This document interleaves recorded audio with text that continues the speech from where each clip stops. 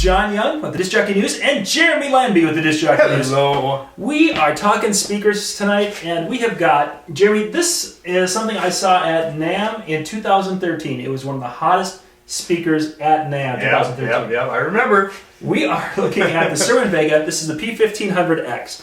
Now, if you go online and you look under Cerwin VEGA P1500X, you're going to see, well, videos, and they were done by us because, well, we covered this for you, and it was really cool. Well, we have one in our office, which is really, really kind of cool. Because what that allows us to do is that, you know, when you're at NAMM or other shows, you've got hundreds of people. Yeah, 100 different companies and different speaker companies. You've got, I mean, I could go through the list of them.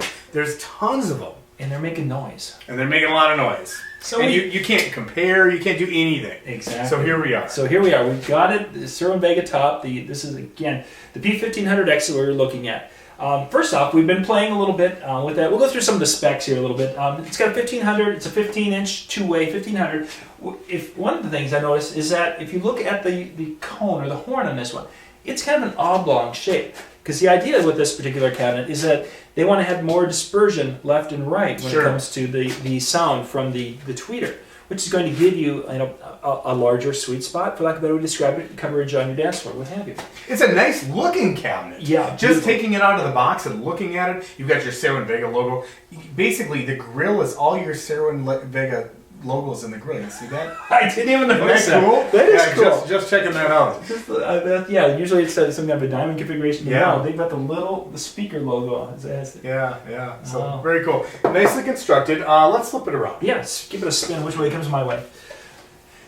Now, this is when I would consider this probably at the upper end of the quality speaker line, because it's not in the entry level by far. And it's not in the real high end. Yeah, but it's more your upper mid maybe. Upper mid. Okay, good way to describe it. Yeah, that sounds good. So in that line, there's some speaker companies that have a lot of functionality in the back, and some that really have just made it so that it's basically plug in and a gain. Yep. Well, in Cerwin VEGA's world, they decided to add some really critical functionality back here. So you can do, there's flexibility with this guy. We have 3 different input capabilities on this guy, where you can run a couple of microphones in, you can run lines in with the XLR as we've done here.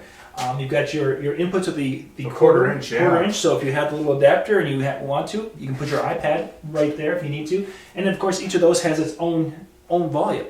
You can switch between line and mic, which is a really great feature if you've ever had one of those. Yeah. And you plug in. I mean, there's 2 different input capabilities with mic compared to line. Mic is much hotter in, so it really can mess you up. So if you're ever something weird happens with your speakers and you have that switch, it could be that. Be careful. If you get to a show and everything's on mic, don't plug it in quite yet, because switch that back over to line. That'll save your speaker. There's some equalization capability here, switching on. Cerwin VEGA, a lot of us remember that from when we started back in the 80s and 90s. Well, Vegas are pumping. Yeah, you want those big subs. The earthquakes were something that were just an industry standard for so long. Yeah. You'd be able to shake things off the walls, which, truthfully, we've done a couple of those today. But you can shake that. And what they've got is the ability to, with a little bass boost on this, so you can adjust that. It also has a crossover built in. You can turn that on so it rolls off the low frequencies if you're running this with a sub, because they've got an 1800 sub that goes with this P1500X sub. Great sub that goes with it. So we played with that also. And then of course it's got main volume, so you can do just a lot of flexibility, some pass-through capability. It gives you the tools and options you need. Sure. Now, as a multi-system operator owner who's been that way, and Jeremy, you've been this way. Absolutely. I look at this, and I'm not exactly overly excited about that with my staff. And not because of this being bad. It's just that as anyone who's worked with DJs, you know that they're going to start fiddling. Yeah. If you can't get something out of your speaker, they may go in back of your speaker and say, well, what can I do here? Oh, let me switch over to mic. Maybe that'll help.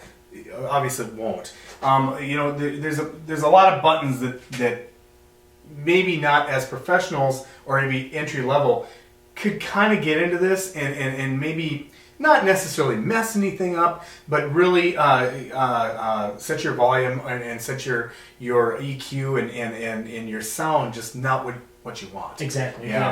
So in a situation like that, I mean, this would be a good option for using. Cause you do 2 of these, you can do a lot of most of your weddings. Sure. if you were going to go that route, my recommendation, this is a little tip that I'm going to do in another video sometime I'm talking about, liquid paper. They have little liquid paper pens, and I have done that, and I've actually put dots where I want all the things set. So that way, when my DJs are looking, it's like, well, it's not working right. They can come back here and say, oh, look, the dot is over here, and this should be over there instead of there. Anyway, little tip. Great idea. Little tip. Pros and cons about this. I don't think it's got the bass to do with a wedding at all. I think I would need a sub no matter what.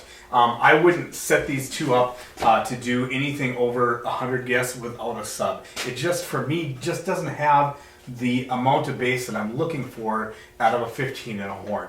Good quality. It sounds good. It's real crisp and clear, but the bass for me, it just isn't there yet. Yeah, and I hear where you're coming from with that. You know, and I'm one who doesn't. I'm not a huge fan of a lot of bass at a wedding. Sure. So for me, 2 of these at a wedding with 200 people, I wouldn't have any concern with. Sure. My biggest thing at a wedding is I want that clarity. I want that definition. And oh my gosh, we're getting that with this cabinet. You really are. Yeah, You're it sounds fantastic. A beautiful, the vocal range and a microphone coming through this they sound great. Yeah. The bass.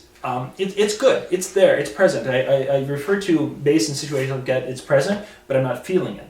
I think it's probably the best way to describe it. That's a good way to describe it. And this, again, it's giving you good, but with a sub, it would give you great sound. Yeah. And I really think you had a couple of subs below this, and now you've got a full range system that could probably handle 350 easily. I agree with you. Easily. Absolutely.